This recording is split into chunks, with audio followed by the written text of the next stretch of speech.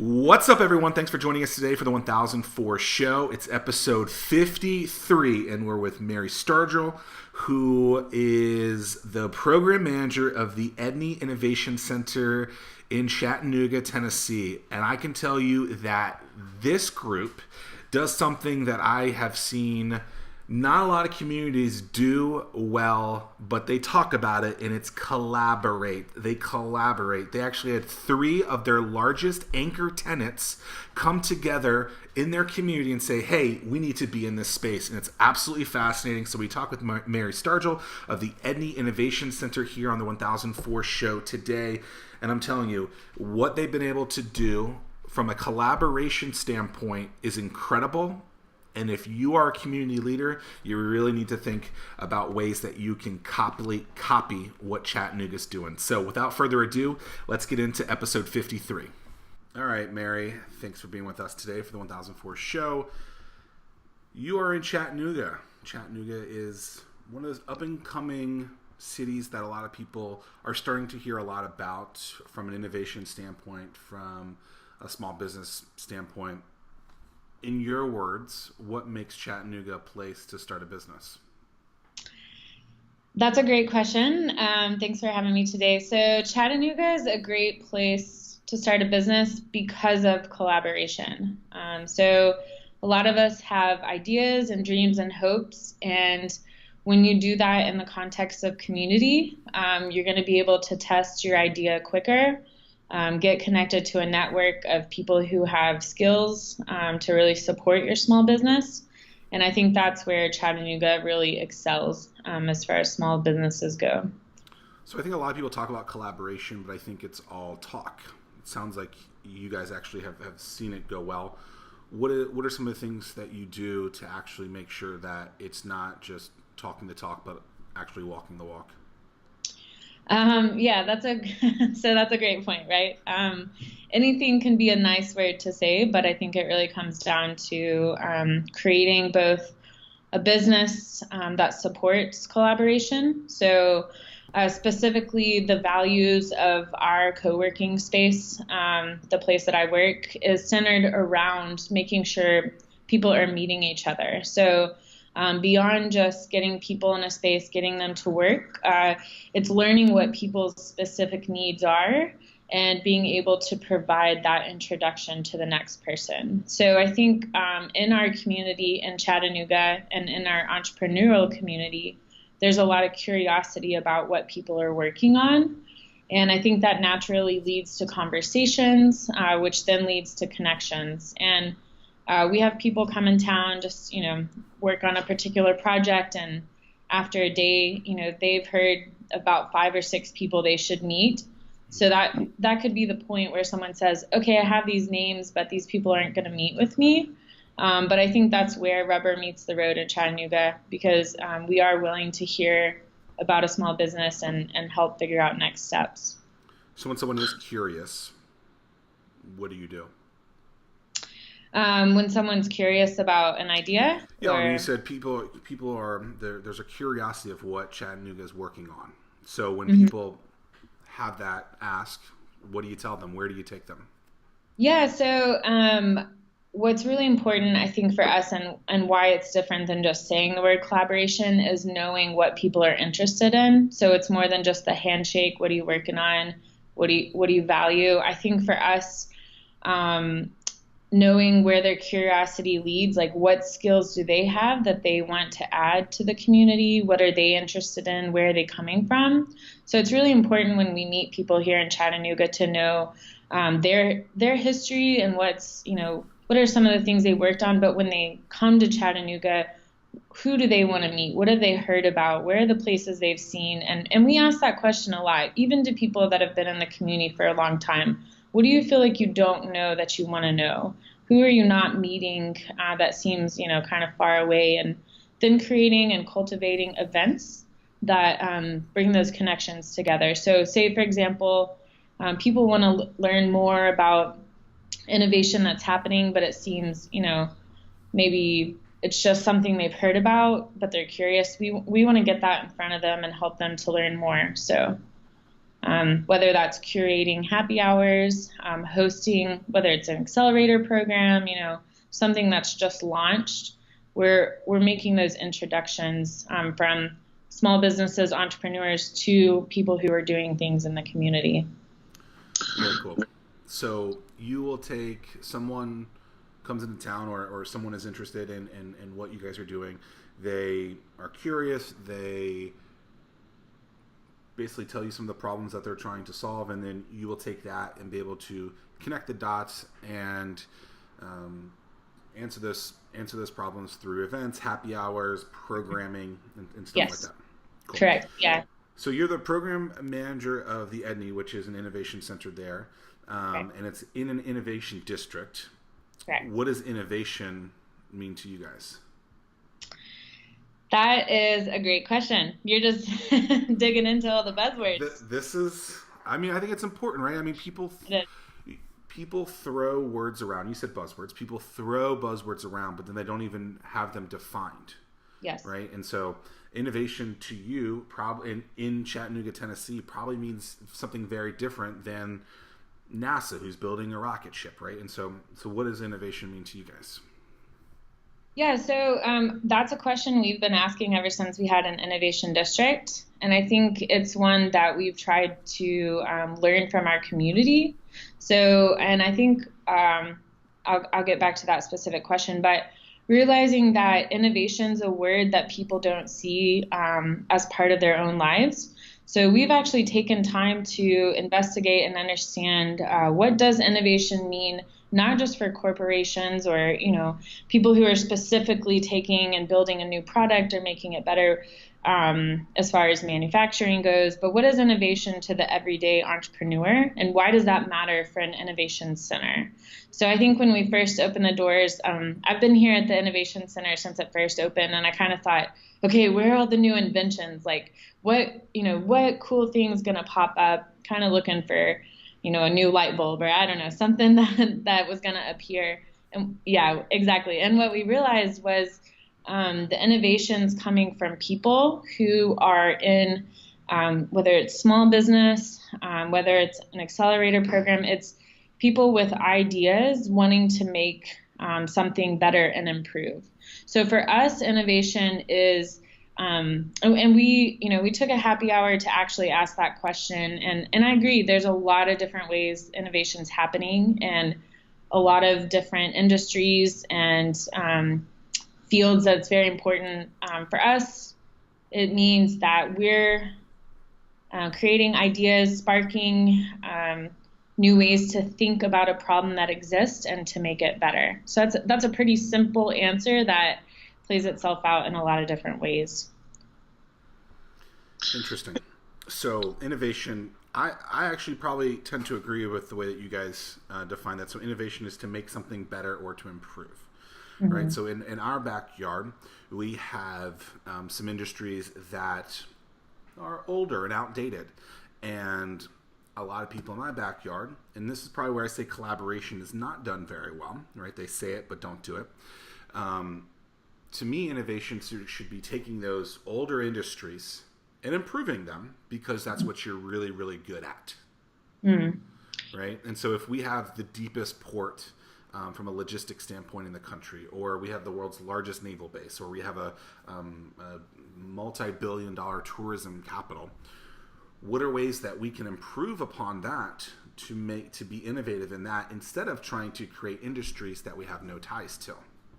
Yeah. Which I think a lot of communities across the country are getting a fishing. I don't fish. This is how I'm trying to give a fishing story. So you throw out the fishing rod, the line, and you try and reel in something. You hope that it comes out, when you have something already existing that you could innovate off of and make stronger.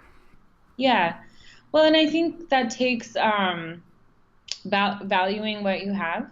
I think it's looking at, an identity of a community based on its history and its strengths.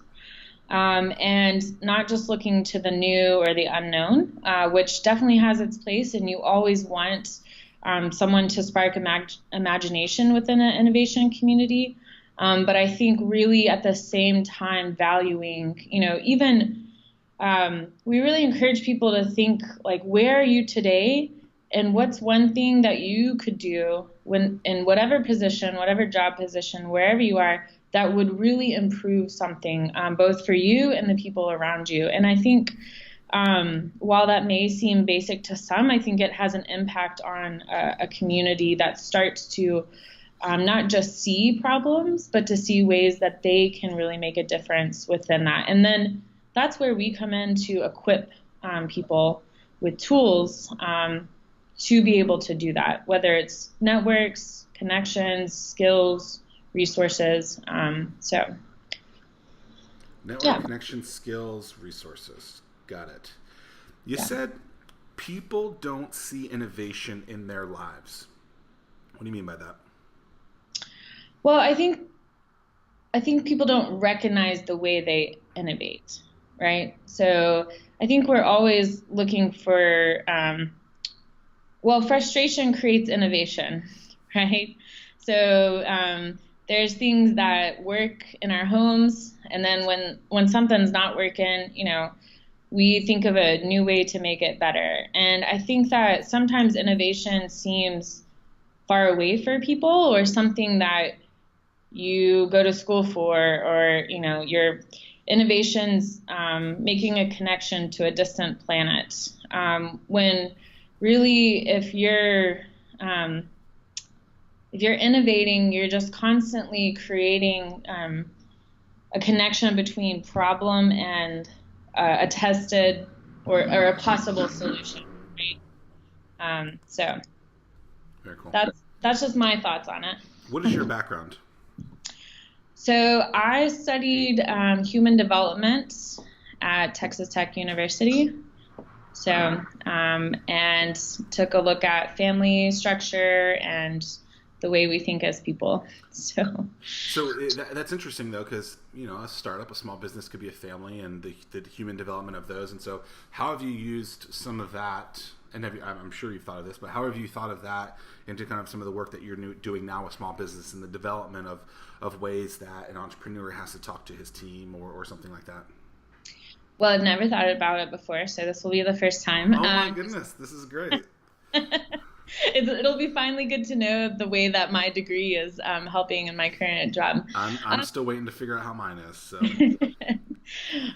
So really for me, I think the importance is understanding and being able to place why we do what we do and what motivates us, and how we grow to be better at those things, both in ourselves and connecting with other people. And so I think the thing that really draws me to working with helping small businesses or communities is you see the desire in people to make something better, to change where they are, to really to take something that is just a risk and to go for it. And so I love that. It's passion. It's people staying up late at night, really trying to figure things out. And I think where I've been able to see the connection is helping guide people to what that next step is, and to help people learn, just to help people have the opportunity to connect with the right person. So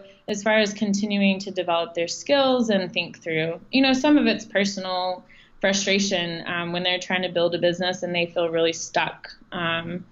And just needing to talk through that, and kind of figure out what's next. Yeah. So, is Chattanooga small business startup friendly? Yes. How? Well, startup friendly, I guess.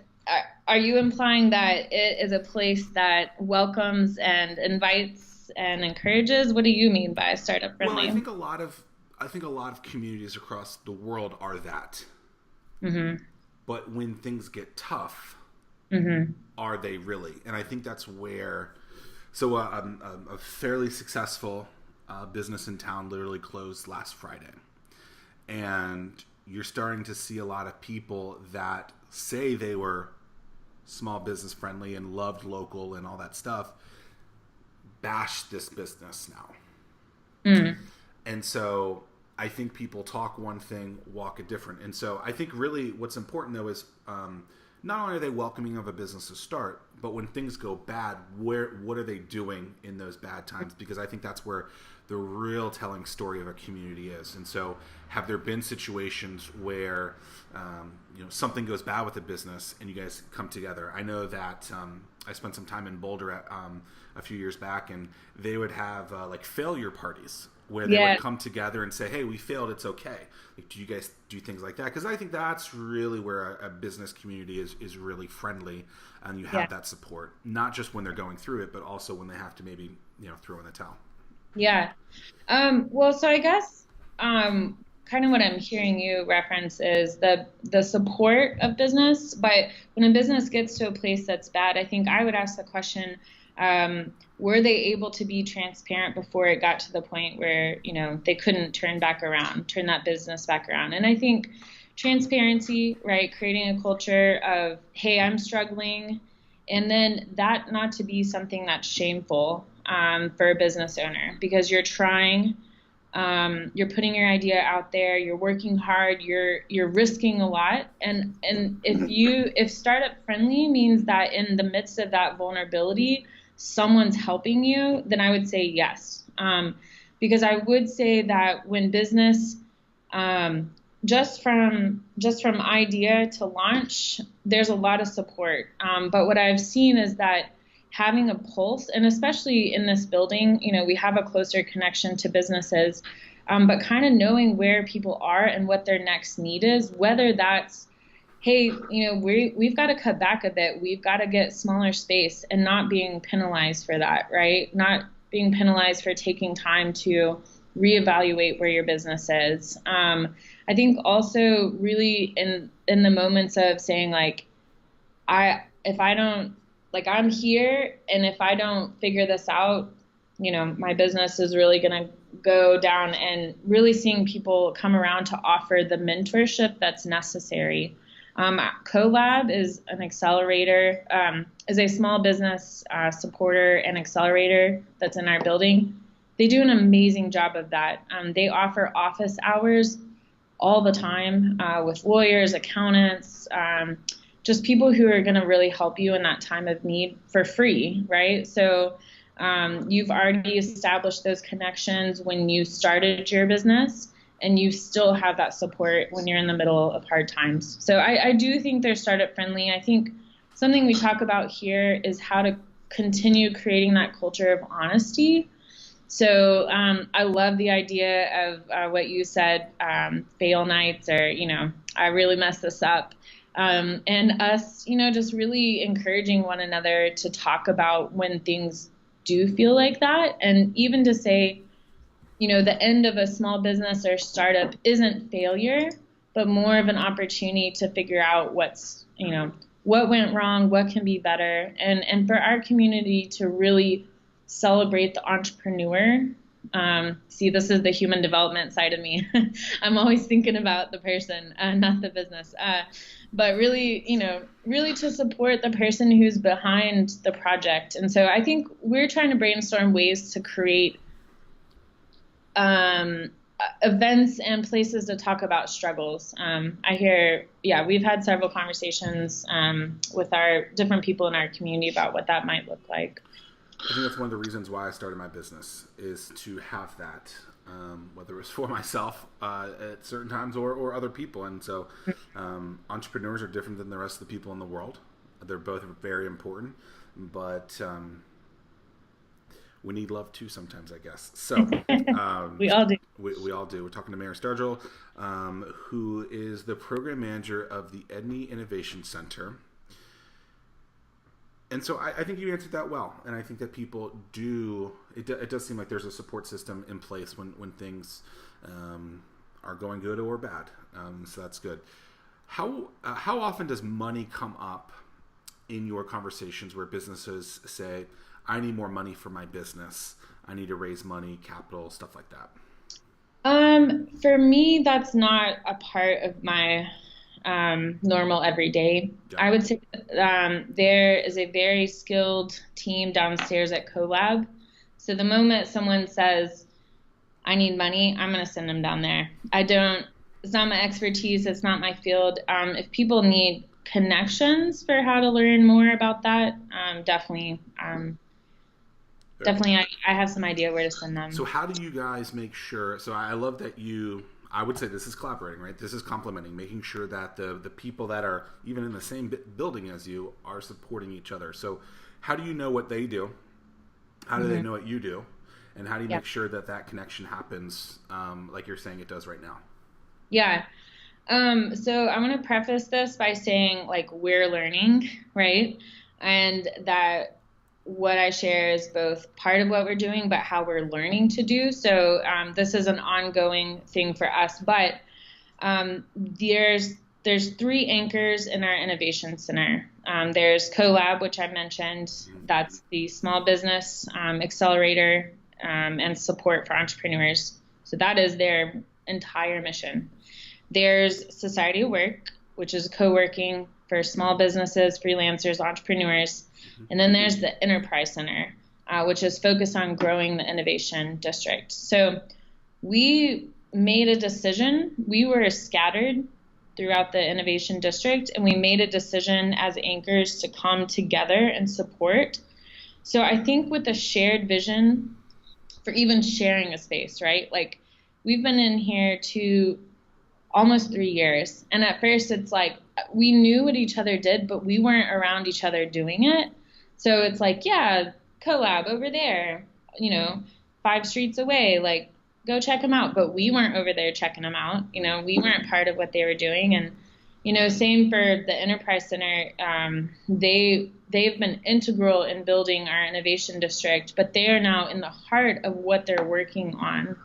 And so I think both, there's something to be said for being 4 floors down from someone who's doing work that we support. It's more than that. I go down once a month. I meet with, I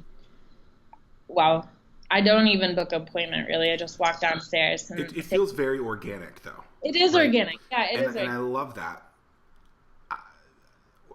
So we're writing a book right now. It's called The 1004 Method. It goes over a lot of ways that business communities can be more organic and get the results they want. Yeah. But organic isn't.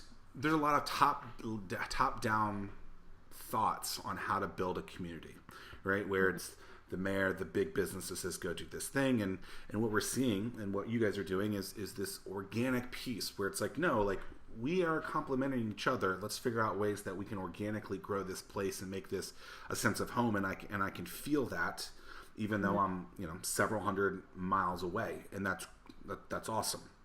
Yeah. And I really appreciate that. Chattanooga's how big? How many people? Less than 200,000, but I don't know the exact number. 185 maybe. Okay. Major university? University of Tennessee in Chattanooga. Okay. So, How many people go there? Ooh, I looked this up. 13,000. Okay, so that's a lot of people. Yeah, don't quote me. Might be wrong. More than 1,000 people. Chattanooga, University of Tennessee, Chattanooga. What are some of the main industries there that you guys have? So we have logistics. We have manufacturing. And then some of the big industries is health insurance as well. So, how do you connect? So you said networking, connections, skills, resources. Those are the 4 things. 4 of the main things that you. 4. I got 4. 4 of the main things that you guys do. How do you ensure that those big businesses that have big budgets and track records and a lot of know-how in those industries can connect with the smaller businesses that are starting or growing in your community? You have hit the nail on the head. We are asking this question. We have been asking this question, and I think the thing we've seen, and I'm starting to learn, is what's the value for them. We opened our doors, and I thought everyone's gonna want to come here. Like, everyone wants to be part of growing and learning and connecting. But having not been in the corporate world, having not worked, in any of these industries, I forgot it's heads down grow your business as it is for many people. So what's the value for corporations to come and invest in our community? And so we've spent the last 2 years investigating that. Investigating is a strong term, just trying to feel it out, make those connections. I've learned and seen the need for recruiting talent. So if you're a corporation and you're really trying to get people into your industry, well, what does that look like to be attractive to new hires and young hires? And so being part of this community here has that opportunity. They're people coming out of college. They're meeting people who have skills, whether it's freelance or they've started a small business, But also, I think for the corporations, it's also that innovation piece. They have the desire to innovate just as much. And so we worked really hard to say, as much as this is a place for new business and entrepreneurs, that's you too. And, even in our event space, we have a monthly innovation corporate meeting. They come, they're in the space, they're talking about what innovation looks like in corporations. So a lot of that is the seeds that have been planted many years ago of the importance of both corporate and small business. And we're still learning what that looks like to build those bridges, sure. I think the value is both ways, right? Why is it important for the big business to look at the small business, and why should the small business look at the big business, right? Because they're trying to figure out what the problems that they could solve there. And so I think that's a big nut to crack in a lot of communities, and most communities haven't figured out. I think you guys are on the right track record. Getting those companies at least to be at the table, both sides, is something that's really important. What's next for Chattanooga? How do you guys market yourselves to the rest of the world? Yeah, so you're asking so many great questions. That's why I get paid the big bucks, right? I mean, that's on a Friday too. Okay, yeah. So 2 years. We're 2 years in for our building. We're almost 3 in for an innovation district, and we've kind of taken a season to say, so what? We've done this. We felt the energy of it, but what does it really matter? What are the metrics of working together and working closely and collaborating? What's the impact of helping, innovation grow in a particular district? And so that's a question we're also asking is what's next. But the thing that we have identified and really highly value is making what we're doing, making how we're doing it open and inclusive for all. So beyond just those who are downtown already connected to our innovation district, we're really looking at what it means for entrepreneurs who are in neighborhoods further away, and people who are heads down working in their job. How do we connect to them? There's nothing like a spark that can really start something new in someone's life. Well, how do we get the spark to someone who's not going to end up in our building or downtown in the innovation district? So right now we're focusing on more inclusion, more diversity, knowing that strengthens our community as we grow as entrepreneurs, but also strengthens the neighborhoods that people live in and the needs that we have in our city.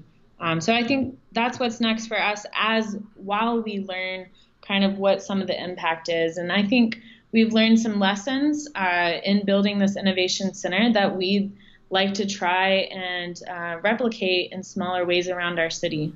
So, love it. Yeah.